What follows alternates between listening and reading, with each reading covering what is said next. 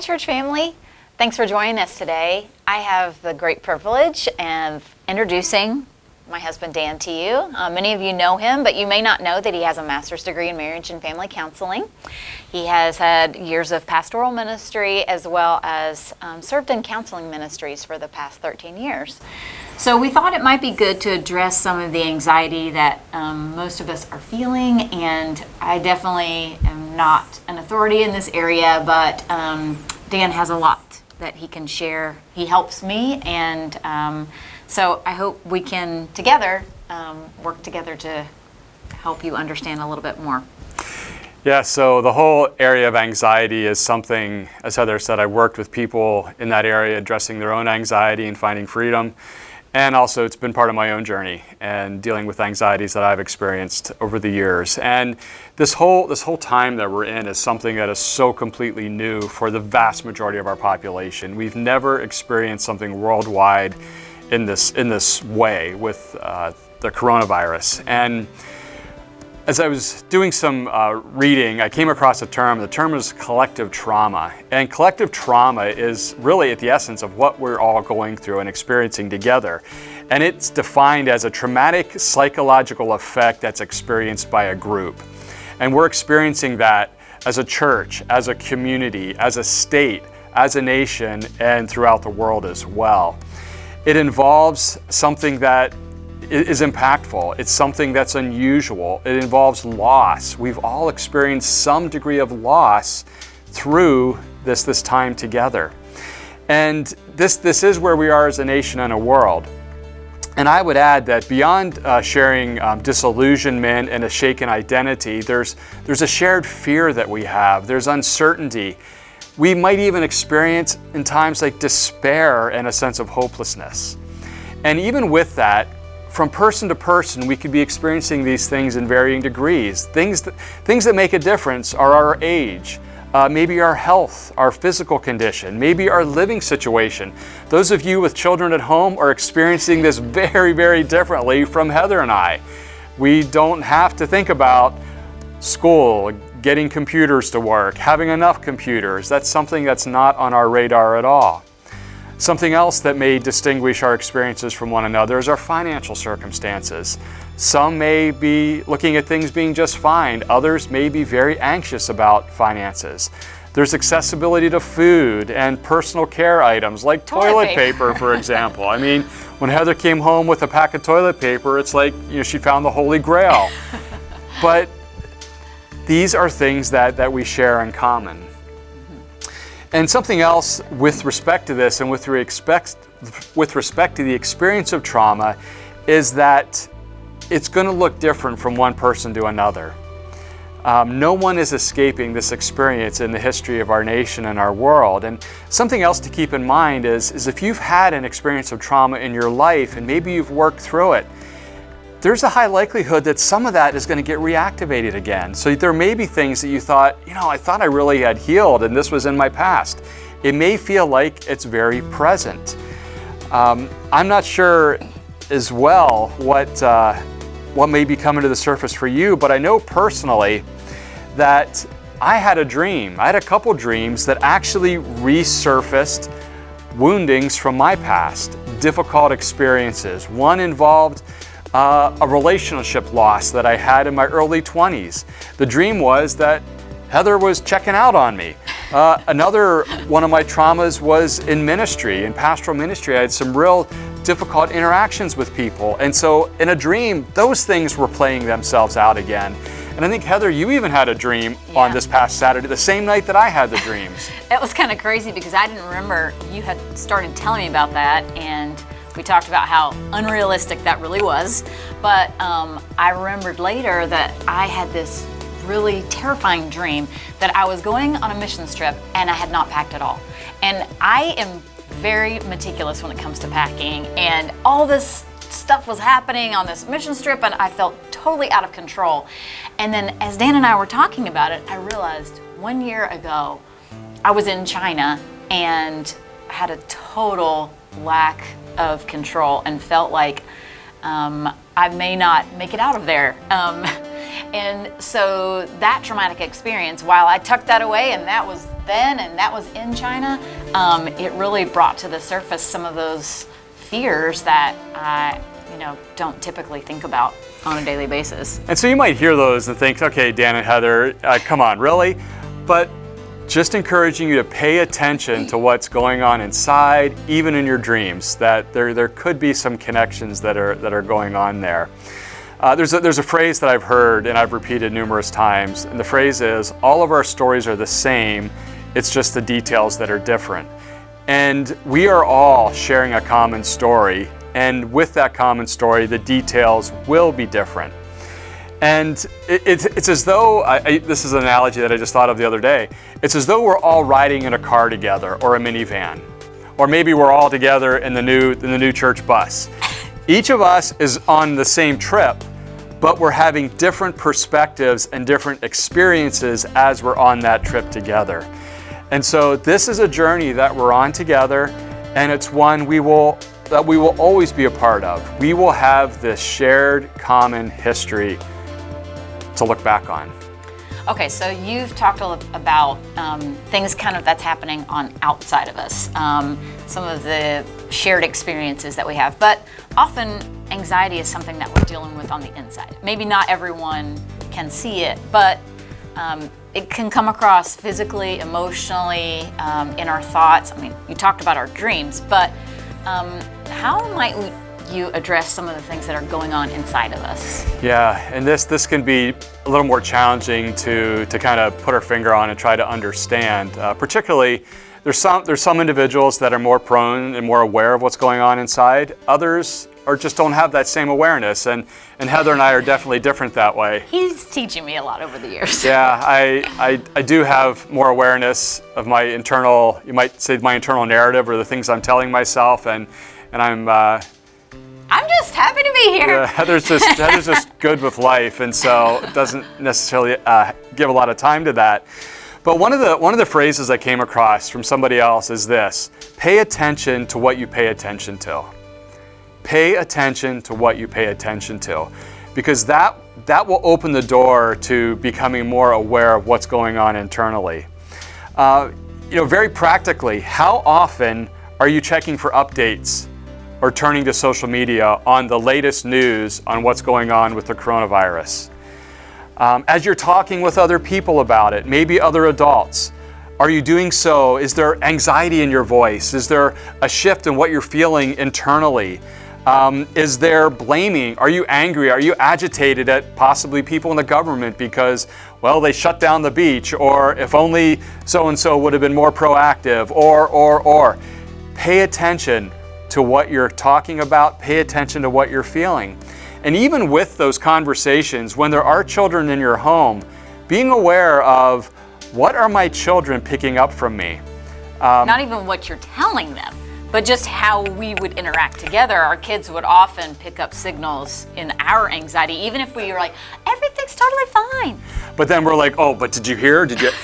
The words we say to our children are not going to mean much if they're picking up a vibe from us that says, this is something to be afraid of. We're worried. We don't know. We're angry. We're fearful. We're anxious. They will pick up on that very, very easily. A suggestion to deal with taking in the information could also be to have a Sabbath from anything to do with communication about the virus. Yesterday, I tried. I was gonna say, honest. I tried to be intentional about not looking on the internet, not going to social media, not doing a swipe on my phone with the latest news updates. I did pretty well with it. Not perfect, but pretty well. To just know that we can take a break from it. It's okay, and it's actually good for our health. Heather, you also were asking about some of the physical or emotional, even neurochemical responses that we have to trauma or anxiety, and that's something else that's really important to keep in mind. When there's a traumatic experience, whether it's individually or collectively, it's not uncommon for us to kick into a fight, flee, or freeze response. There's this release of adrenaline that happens in our body. I think cortisol is something else that gets released. That's preparing us. It's telling our body that there's danger. You need to be prepared to protect yourself or to escape in some way. So with that, when we have that awareness, it's important to remind ourselves that, okay, I'm not actually in physical danger. I'm okay. There is no immediate threat being presented to me where I am. There's a trauma expert whose name is Bessel van der Kolk, who has written this book titled The Body Keeps the Score. He writes there about how trauma is often stored in our bodies. And that's why it's important to pay attention to what we're experiencing in our bodies. Like Heather, do you ever have a feeling of butterflies in your stomach? Sure. So that can potentially be a response to trauma. I mean, it might just be, well, I'm nervous because I'm doing a video recording, or I'm nervous because I'm needing to do a puppet in front of people, pretending I'm doing a children's message when nobody's right in front of me. I'm sorry, was that? Yeah, that's pretty raw. Okay. There's hope. I know a good therapist for you. Okay, good.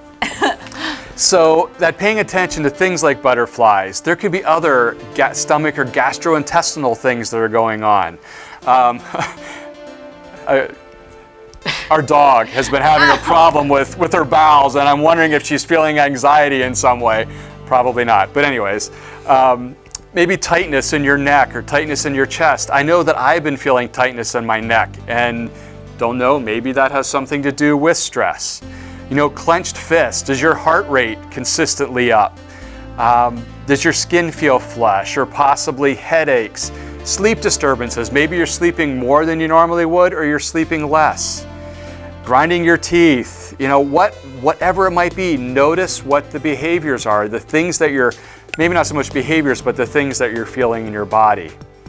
Also, something to pay attention to, when we're feeling things in our body, it's not uncommon for us to turn to numbing behaviors, things to kind of take the edge off. You know, so pay attention.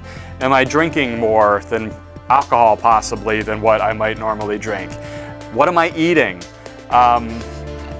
Ice cream is my go-to, and I know the last few nights I've been eating ice cream. So paying attention to things that are being eaten. So that's kind of like physically. Also, your mind, the emotions, what's going on there? Do you find that you have racing thoughts? You get stuck on a thought that you can't let go of, or difficulty communicating what you're thinking. Maybe easily frustrated, feeling depressed, or feeling this overwhelming sense of sadness. Maybe there's a reluctance to leave home. I mean, we're kind of told to stay in our home, but it's okay to go out and go for a walk, to get some exercise, to go to the grocery store. Those are things that it's important for us to be doing. But maybe there's even a part of you there. Like, I mean, even yesterday, I kind of said to Heather, I said, I kind of feel guilty for wanting to go out for a walk. But no, that's a good thing to do. Are there mood swings, disorientation or confusion, or difficulty with concentrating? Those are all very natural responses to anxiety or to a time of a traumatic event. Quite literally, the part of our brain in the frontal lobe that enables us to concentrate and to make decisions and to focus, that part is almost offline when the emotions are high, when we're feeling that fight, flight, or freeze response. So pay attention. If you're having a hard time concentrating, it's not because you're losing your mind, it's because this is a difficult, challenging time that we're in. Well, what can you do if you realize, you actually think, I'm in that mode? Is there a way, since we're still dealing with this, I mean, how can you deal with it? Yeah, and so a big part of that is being able to talk about it. And so being able to talk to other adults. This is not something you want to process with your children or teenagers, what you're feeling, but processing with other adults. And as adults, when we talk together, it's important for us to not be passing our anxiety from one to the other, but to be able to hear somebody else out and to do it in a non-judgmental way, not trying to fix them. I mean, throughout our marriage, it's been helpful for me with Heather to be able to simply say, Heather, I'm feeling anxious. I don't know why, but I'm feeling anxious. And in doing so, Heather doesn't try to fix me. She doesn't try to help me figure out what's going on, but in times has said, okay, well, thanks for telling me that. And even in the speaking it out, there's a way that it lessens the intensity or the impact of what's being felt. Well, I think you've even said too about just deep breathing, like kind of getting back to thinking good thoughts. Well, and there's more of this that I have towards the end, but there is that part of, as we're paying attention to our bodies, taking in deep breaths through the diaphragm, Actually, maybe we could have Kevin teach us about how to breathe well when we're singing. And that can be a part of that, getting good oxygen in, because part of what it is getting oxygen back to the part of our brain that can help us to think clearly, that can help us to be...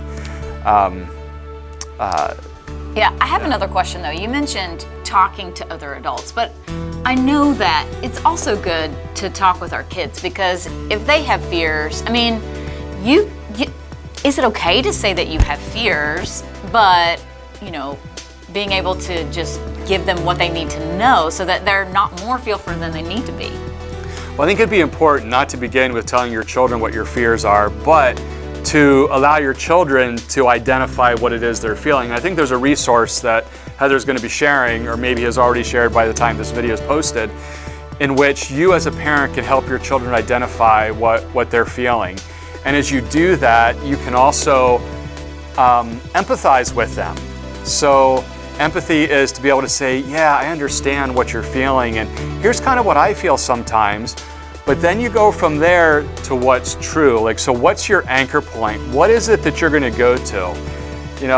There's one of the passages, and I think this is also in the children's material, is 1 Peter 5:7. Cast all your anxieties on him because he cares for you. So as a parent, you have an opportunity to demonstrate to your children what it looks like to cast your anxieties on God. That's our Bible memory verse. There you go. There you go. And other passages like Philippians 4, verses 4 through 7, where Paul there talks about not being anxious about anything, but in everything by prayer and petition, present your requests to God. And then the peace of God that transcends all understanding will guard your heart and your mind in Christ Jesus. And there's a reason I know that verse, because I've had to repeat that verse to myself many, many, many times. There's Matthew 6, where verses 25 through 26, in that area there where Jesus is talking about not being anxious, recognizing that just as God takes care of the birds of the air, he's going to take care of us. There's different Psalms. Psalm 23 was shared this past Sunday by Heather and by Pastor Tom. There's Psalm 46, specifically Psalm 46:10. Be still and know that I am God, to rest in the truth of that verse. Psalm 91 is another one that can be turned to find hope, encouragement, and confidence. Okay, awesome. Thank you so much for sharing with us today.